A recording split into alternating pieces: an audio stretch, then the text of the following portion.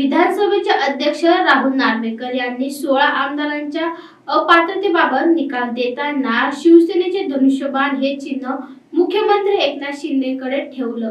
त्यानंतर शिंदे गटाचे हिंगोलीचे जिल्हा प्रमुख तथा कळमनेर मतदारसंघाचे आमदार संतोष पांगरांनी कार्यकर्त्यांसह धनुष्यबाण हातात घेऊन स्वतः बाजारामधून मिरवणूक काढली। इतकंच नव्हे तर वारंगीण यांनी ठाकरे थेट आपल्या पक्षात येण्याचे ऑफरही यावेळी दिली आहे।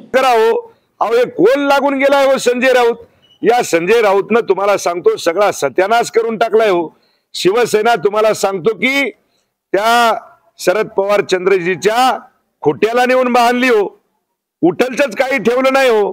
त्याच्यामुळे मला वाटतंय साहेब आजही दिवस गेले नाहीत, आजही ज्या सरसेनापती बाळासाहेब ठाकरे यांचे विचार घेऊन जे शिवसेना चालली आहे या भारत देशाला, या हिंदुस्थानाला साहेबांनी सुद्धा सांगितलं होतं की जे राम मंदिर बांधल 1 दिवसाचा मला पंतप्रधान करा, मी हे राम मंदिर बांधल्याशिवाय राहणार नाही।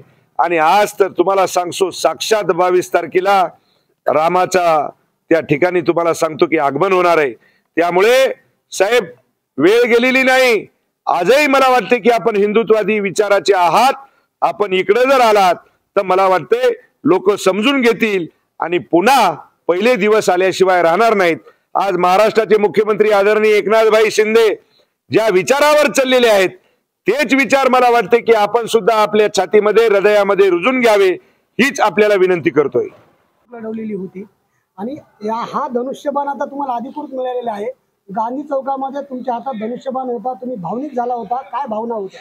हे आज तर तुम्हाला सांगतो खऱ्या अर्थानं धनुष्यबाण माझ्या हा रामाचा बाण आहे। आणि या हिंदुस्थानामध्ये जे सरसेनापती बाळासाहेब ठाकरेला अंतकरणातून तुम्हाला सांगतो की बाळासाहेब असते तर आज एवढे खुश असते की येणाऱ्या 22 तारखेला माझा राम अयोध्यामध्ये पदार्पण करणार आहे। त्यामुळे मला तरी वाटते की या हिंदुस्थानामधला माझा हर एक हिंदू 22 तारखेला दिवाळी मनवल्याशिवाय राहणार नाही। या पद्धतीचा जल्लोष आणि हा श्री प्रभू रामाचा बाण आहे। आज तुम्हाला सांगतो की विरोधकाच्या छातीमध्ये खुपसण्याचं काम हे माझ्या शिवसैनिकांनी करून दाखवलेलं आहे। उद्धव ठाकरे असं म्हणतात की लोकशाही कसा असेल? येणाऱ्या विधानसभा आणि लोकसभाचा निकाल हा शिवसेनेचा विजय राहणार आहे।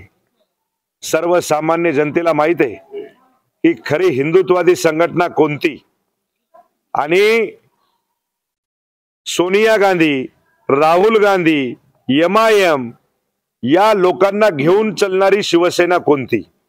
त्यामुळे जे हिंदुत्ववादी संघटना शिवसेना भारतीय जनता पार्टीच्या विचाराची जी लोक आहेत ती 100% ही आमच्या सोबत आहेत आणि हा सत्याचा विजय आहे। ज्या पद्धतीने मी सांगितलं होतं तुम्हाला, जर आकडे जर काउंट केले आपण आमदार, खासदार, जिल्हा प्रमुख हे जर आकडे बघितले तर तुम्हाला सांगतो हे सर्वसामान्य एखाद्या लेकराला जर विचारलं हे निकाल कोणी कोण लागणार आहे तर हे कळून चुकलं होतं की हे निकाल सरसेनापती बाळासाहेब ठाकरे यांची जी कडवट शिवसेना आहे, सन्माननीय महाराष्ट्राचे मुख्यमंत्री एकनाथभाई शिंदे जे विचार घेऊन चाललेत त्यांच्याच बाजूने हा निकाल लागणार होता। त्यामुळे मला विश्वास होता की 100% निकाल हा आमच्याच बाजूला लागणार आणि त्या पद्धतीचं निकाल सन्माननीय विधान सभेचे अध्यक्ष नार्वेकर साहेबांनी दिलेला आहे।